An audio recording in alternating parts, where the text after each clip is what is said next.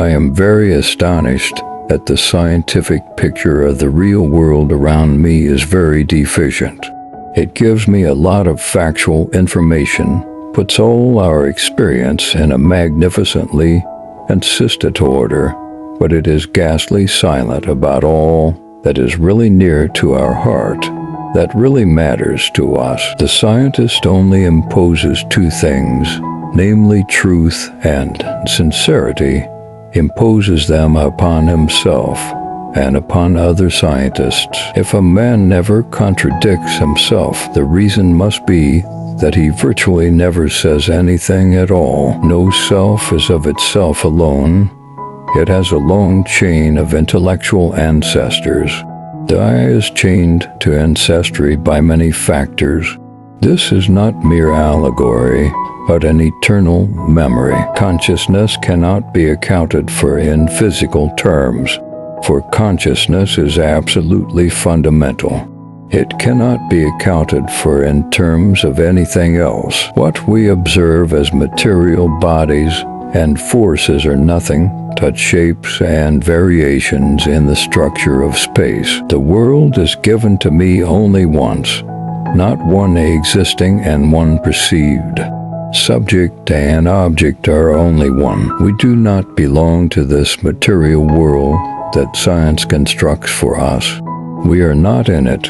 We are outside. Science cannot tell us a word about why music delights us, of why and how an old song can move us to tears. I insist upon the view that all is waves. I cannot believe that the random character of the observed facts is something fundamental, that randomness is the true and ultimate structure of the universe. The present is the only thing that has no end. Multiplicity is only apparent. In truth, there is only one mind. The sensation of color cannot be accounted for by the physicist's objective picture of light waves. The plurality that we perceive is only an appearance. It is not real. Our perceiving self is nowhere to be found in the world pictured, because it is itself the world picture. I don't like it, and I'm sorry I ever had anything to do with IT. This life of yours which you are living is not merely a piece of the entire existence, but is in a certain sense the whole. Only this whole is not so constituted that it can be surveyed in one single glance. Hence this life of yours, which you are living here and now, is not merely a piece of the entire existence, but is in a certain sense the whole. The self is something which is inseparably connected with the whole, and which has no independent existence in itself. We cannot think without splitting our thoughts into two parts, the thinker and the thought. The total number of minds in the universe is one. In fact, consciousness is a singularity phasing within all beings. In itself, the world is neither meaningful nor meaningless. It simply is. It is precisely when we study the fundamental questions that science becomes poetic. Each of us has the task of making a synthesis of what he knows, of creating a model of the universe and of our place in it. You are not in the universe, you are the universe, an intrinsic part of it.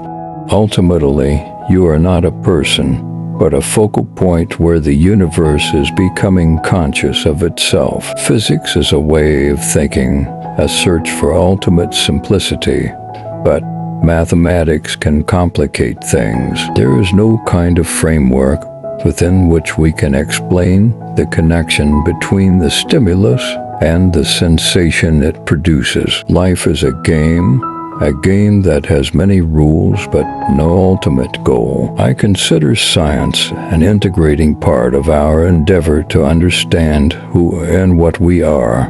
It is not isolated from life. What we call matter is a structure of waves and vibrations in space, and this insight profoundly changes our view of the world. The mind is not a vessel to be filled, but a fire to be ignited. double quotes. Science aims at nothing but making the world comprehensible. It only creates a simplified picture of reality. Our minds are part of a universal whole, of the mind of the universe itself. Reality is in the eye of the observer, and the act of observation shapes it. The universe is a single entity. Everything is connected with everything else. So it's very natural to see that mind and matter are intertwined. There is no time where the universe is not conscious, for consciousness and existence are one. The beauty of a theory is as important as its truth.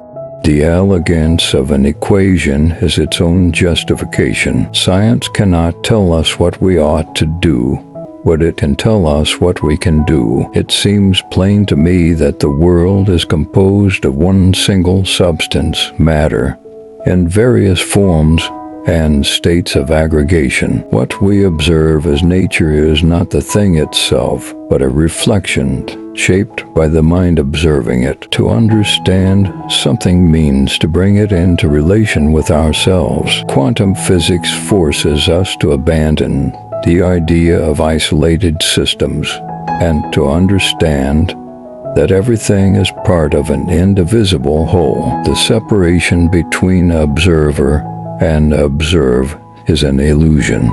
The universe is interconnected in ways we cannot yet understand. The search for truth is more precious than its possession. The beauty of a mathematical formula is as compelling and inspiring as the beauty of a painting or a poem. All knowledge, all science, is an attempt to know the ultimate reality, which is always elusive and infinite. The observer is always part of the observed reality.